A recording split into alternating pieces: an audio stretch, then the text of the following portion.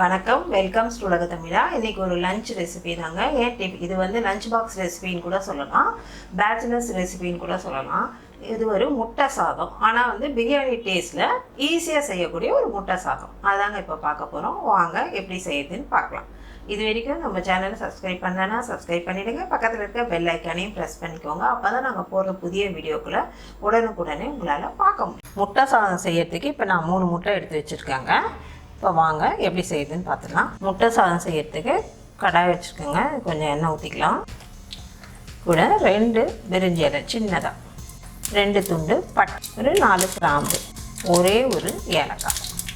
இப்போ கடுகு நல்லா பொரிஞ்சிச்சு. இது கூட ஒரு பெரிய வெங்காயம் கட் பண்ணி வச்சுருக்கேன், அதை சேர்த்துக்கலாம். இதோட பட்டை லவங்கம் சேர்க்கும்போது நமக்கு வந்து இது முட்டை பிரியாணி மாதிரியே இருக்கும். நம்ம செய்ய போகிறது ஆர்டினரி முட்டை சாதம் தான், ஆனால் அந்த ஸ்மெல் வந்து பிரியாணி ஸ்மெல் வரும், சாப்பிட்றதுக்கு ரொம்ப நல்லாயிருக்கும்.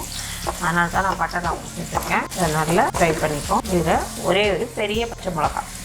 இப்போ இது காரம்னு பார்த்தீங்கன்னா நம்ம மிளகாத்தூள் எதுவுமே போட போகிறதில்ல, அதனால தான் நான் பெரிய பச்சை மிளகாவாக எடுத்துருக்கேன். இப்போ இதோட இஞ்சி பூண்டு, இந்த இஞ்சி பூண்டோட பச்சை வாசனை போகிற வரைக்கும் வதக்கிக்கலாம். இது கூட கருவேப்பிலை இலையும் சேர்த்துக்கலாம். இப்போ இது நல்லா வதங்கிடுச்சு.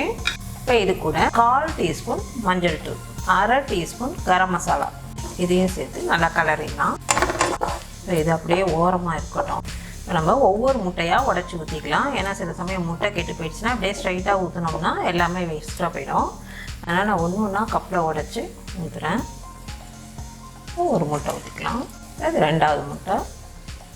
இப்போ 3 முட்டை சேர்க்க போகிறோம் நம்ம. இது 3வது முட்டை. இப்போ இதில் லைட்டாக மிளகுத்தூள், 1/4 டீஸ்பூன் போட்டிருக்கேன் மிளகுத்தூள். இப்போ இந்த சாதத்துக்கும் தேவையான உப்பு. இதை நம்ம கொஞ்சம் நேரம் கழித்து கலக்கும்போது தான் செண்டாக வரும். இப்போ இதை லைட்டாக கலந்துக்கலாம். இது வரைக்கும் கலந்துட்டு அப்புறமா இது ஒன்று சேர கலக்கும்போது கொஞ்சம் பெருசாக கிடைக்கும் நமக்கு முட்டை, இல்லைன்னா பொடி பொடியாக ஆகிடும். இதை ஒன்று சேர கலந்துக்கலாம். இது இந்த வெங்காயத்தோட ஒன்று சேர கலந்துக்கலாம். நமக்கு கொஞ்சம் பெரிய சைஸில் முட்டை கிடைக்கும். இப்போது இல்லைன்னா ரொம்ப குட்டியாக ஆகிடும், முட்டை போட்டதே தெரியாத மாதிரி ஆகிடும். அதான் ரொம்ப வேக வேண்டாம். இப்போ இதோட நம்ம சாதம் கலக்கும் போது தான் சாதமும் முட்டையும் நல்லா ஒன்றா கலக்கும். இப்போ இந்த நம்ம வடித்து வச்ச சாதத்தை இதோட கலந்துக்கலாம். இதுக்கு நீங்கள் பிரியாணி ரைஸ் கூட செய்யலாம். நான் ஆர்டினரி சாதம் தான் வச்சுருக்கேன். இப்போ நல்லா கலந்தாச்சு. இப்போ சூப்பராக பாருங்கள், முட்டை எவ்வளோ பெருசாக நல்லா அழகாக தெரியுது.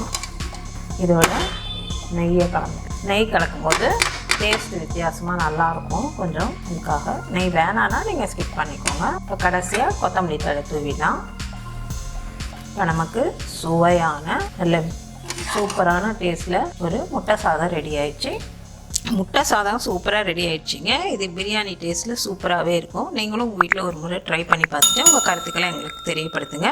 இந்த வீடியோ பிடிச்சிருந்தா லைக் பண்ணுங்கள், ஷேர் பண்ணுங்கள். மறக்காமல் ulaga thamizha சேனலை சப்ஸ்கிரைப் பண்ணுங்கள். தேங்க்யூ.